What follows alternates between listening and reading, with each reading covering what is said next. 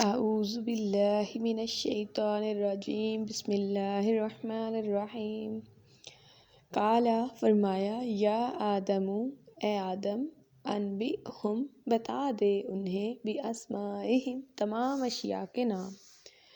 فرمایا اے آدم بتا دے انہیں سب اشیاء کے نام۔ فلما پس جب انبأہم بتا دیے اس نے باسمائہم تمام اشیاء کے نام۔ فرمایا اے آدم بتا دے انہیں سب اشیاء کے نام جب اس نے یعنی آدم نے انہیں سب کے نام بتا دیے، یعنی حضرت آدم علیہ السلام نے ہر چیز کا نام اور اس کی پیدائش کی تمام حکمتیں بیان کر دیں۔ قالا فرمایا عالم کیا میں نہیں اقول کہتا تھا لکم تم سے انی میں عالم جانتا ہوں غیب السماوات غیب آسمانوں میں والارض اور زمینوں میں وعالم اور میں جانتا ہوں ما جو تبدون تم ظاہر کرتے ہو وما اور جو کنتم تم تکتمون چھپاتے ہو۔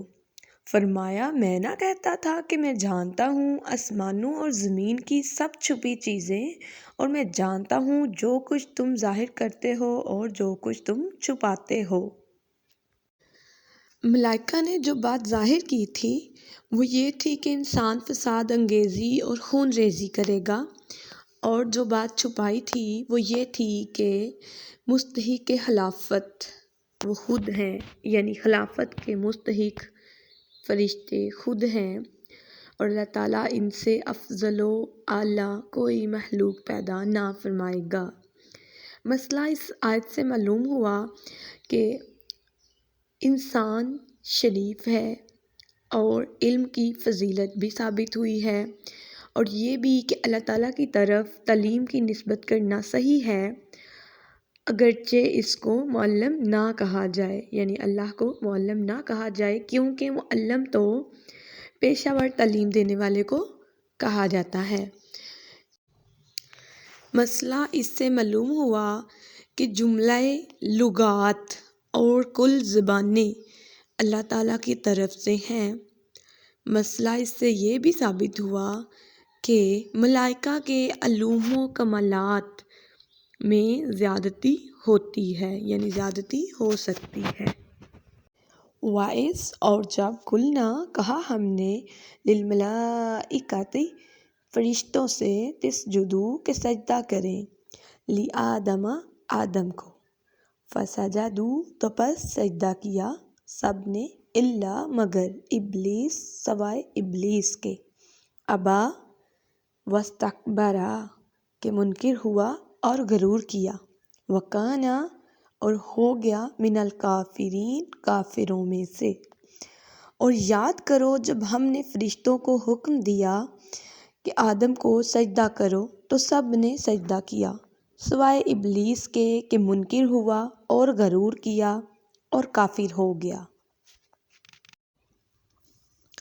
اللہ تعالیٰ نے حضرت آدم علیہ السلام کو تمام موجودات کا نمونہ بنایا اور عالمی روحانی و جسمانی کا مجموعہ بنایا، پھر ملائکہ کے لیے حصول کمالات کا وسیلہ کیا، تو انہیں حکم فرمایا کہ حضرت آدم علیہ السلام کو سجدہ کریں، کیونکہ اس میں ان کی شکر گزاری کی علامت تھی، اور حضرت آدم علیہ السلام کی فضیلت کے اعتراف میں اور اپنے مقولہ کی معذرت کی شان میں سجدہ کرنے کو کہا گیا۔ بعض مفسرین کا قول ہے کہ اللہ تعالیٰ نے حضرت آدم علیہ السلام کو پیدا کرنے سے پہلے ہی ملائکہ کو سجدے کا حکم دیا تھا۔ ان کی سند اس آیت میں ہے فَإِذَا سَوَّيْتُهُ وَنَفَخْتُ فِيهِ مِن رُوحِي فَقَعُوا لَهُ سَاجِدِينَ۔ سجدہ کرنے کا حکم تمام ملائکہ کو دیا گیا تھا، یہی اصح ہے۔ مسئلہ سجدہ دو طرح کا ہوتا ہے، ایک سجدہ عبادت جو بقصد پرستش کیا جاتا ہے یعنی عبادت کی علامت ہوتا ہے۔ دوسرا سجدہ تحیت، جس سے مسجود کی تعظیم منظور ہوتی ہے نہ کہ عبادت۔ مسئلہ سجدہ عبادت اللہ تعالیٰ کے لیے خاص ہے، کسی اور کے لیے نہیں ہو سکتا، نہ کسی شریعت میں کبھی جائز ہوا ہے۔ یہاں جو مفسرین سجدہ عبادت مراد لیتے ہیں وہ فرماتے ہیں کہ سجدہ خاص اللہ تعالیٰ کے لیے ہی تھا، اور حضرت آدم علیہ السلام قبلہ بنائے گئے تھے تو وہ مسجود الہ تھے نہ کہ مسجود لاہ، مگر یہ قول ضعیف ہے کیونکہ اس سجدے سے حضرت آدم علیہ السلام کا فضل و شرف ظاہر ہونا مقصود تھا، اور مسجود الہ کا ساجد سے افضل ہونا کوئی ضروری نہیں، جیسا کہ کعبہ معظمہ حضور سید انبیاء صلی اللہ علیہ وسلم کا قبلہ مسجود الہ ہے، اور باوجود یہ کہ حضور صلی اللہ علیہ وسلم اس سے افضل ہیں۔ دوسرا قول یہ ہے کہ یہاں سجدہ عبادت نہ تھا، سجدہ تحیت تھا، اور خاص حضرت آدم علیہ السلام کے لیے تھا، زمین پر پیشانی رکھ کر کیا گیا تھا، نہ کہ صرف جھکنا۔ یہی قول صحیح ہے اور اسی پر جمہور ہے۔ مسئلہ سجدہ تحیت پہلی شریعتوں میں جائز تھا، ہماری شریعت میں منسوخ کیا گیا، اب کسی کے لیے جائز نہیں ہے، کیونکہ جب حضرت سلیمان رضی اللہ تعالیٰ عنہ نے حضور اقدس صلی اللہ علیہ وآلہ وسلم کو سجدہ کرنے کا ارادہ کیا تو حضور صلی اللہ علیہ وسلم نے فرمایا کہ مخلوق کو نہیں چاہیے کہ وہ اللہ کے سوا کسی اور کو سجدہ کرے۔ ملائکہ میں سب سے پہلے سجدہ کرنے والے حضرت جبرائیل علیہ السلام ہیں، پھر حضرت میکائیل علیہ السلام، ان کے بعد حضرت اسرافیل علیہ السلام، اور پھر حضرت عزرائیل علیہ السلام، اور پھر باقی ملائکہ مقربین نے سجدہ کیا، اور یہ سجدہ جمعہ کے روز وقت زوال سے عصر تک کیا گیا۔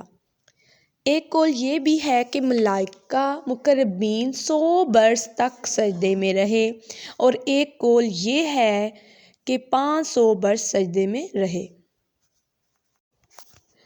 لیکن شیطان نے سجدہ نہ کیا اور وہ تکبر کرتا رہا، اس کا اعتقاد کرتا رہا اور کہتا رہا کہ وہ حضرت آدم علیہ السلام سے افضل ہے، اس لیے وہ سجدے کا حکم معاذ اللہ خلافت حکمت ہے۔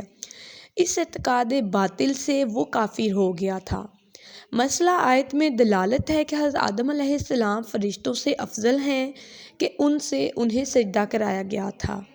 مسئلہ تکبر نہایت کبیر ہے، اس سے کبھی متکبر کی نوبت کفر تک بھی جا پہنچتی ہے، جیسا کہ شیطان نے تکبر کیا اور وہ کافر ہو گیا۔ وَقُلْنَا، اور ہم نے فرمایا، یا آدم اسکن، اے آدم تم رہو، انتا اس میں، وزوجکا، اور تمہاری بیوی، جنتا جنت میں، اور ہم نے فرمایا اے آدم تو اور تیری بیوی اس جنت میں رہو، وَکُلَا، اور کھاؤ، منہا اس میں سے، رغداً بے روک ٹوک، حیث جیسا بھی، شئتما تم چاہو، اور کھاؤ اس میں سے بے روک ٹوک جہاں تمہارا جی چاہے، ولا، اور نہ تقربا اس کے پاس جانا، ہذہ یہ، شجرۃ اس درخت کے پاس، فتکونا پس نہ ہو جانا، من الظالمین حد سے بڑھنے والوں میں سے۔ اور ہم نے فرمایا اے آدم تو اور تیری بیوی اس جنت میں رہو اور کھاؤ اس میں سے بے روک ٹوک جہاں تمہارا جی چاہے، مگر اس پیڑ کے پاس نہ جانا کہ حد سے بڑھنے والوں میں ہو جاؤ گے۔ اور جس پیڑ کے پاس جانے سے حضرت آدم علیہ السلام کو روکا گیا تھا، اس پیڑ سے مراد گندم یا انگور وغیرہ مراد ہیں۔ ظلم کے معنی ہے کہ کسی چیز کو بغیر وجہ کے بے محل وضع کرنا یا عیاں کرنا، اور ایسا کرنا ممنوع ہے، اور انبیاء معصوم ہیں، ان سے گناہ سرزد نہیں ہوتا۔ یہاں ظلم خلاف اولیٰ کے معنی میں ہے۔ مسئلہ انبیاء علیہ السلام کو ظالم کہنا اہانت و کفر ہے۔